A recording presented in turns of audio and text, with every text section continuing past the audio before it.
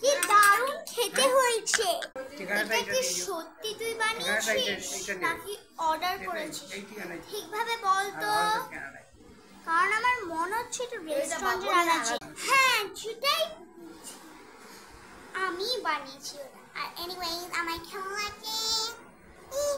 তোরা কি বকবক করছিস রে? আমাকেও তো কিছু বলবি। তোরা একবারও আমার সাথে কথা বলিস না। আমি শুধু ঘরের মধ্যে বসে থাকি একা একা। একটু বল তো কি বলছিস? আরে ঠাম্মা তুমি চলে এসছো, আসো। আমি আরে খাবার বানিয়েছি, তুমিও খাও। ও খাবার বানিয়েছিস, ঠিক আছে আমায় কিছুটা দে তাহলে খাচ্ছি। দে দেখি। এই যে ঠাম্মা, এই যে তোমার এটা নাও, খাও। কই দেখি, নে।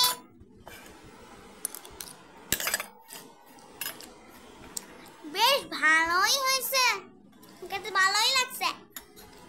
কিন্তু তুই কি দিয়ে বানালি? এইগুলো তো সেই সময় যখন যেতাম হোটেলে খেতে, তখনই তো খেতাম। এটা তুই বানালি কিভাবে?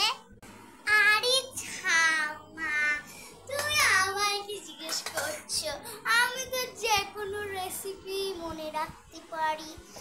এটা আমি বানিয়েছি হচ্ছে একটা রেসিপি আমি বইয়ে দেখেছিলাম লাইব্রেরিতে, ওই রেসিপিটাই আমি দিচ্ছি। ওকে, সে তো বুঝলাম যে তুই বানিয়েছিস, কিন্তু এটা তো সিরিয়াসলি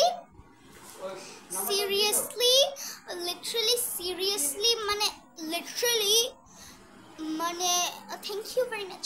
লিটারালি আমার ফেভারিট হোটেলের মতো খেতে লাগছে খাবারটা।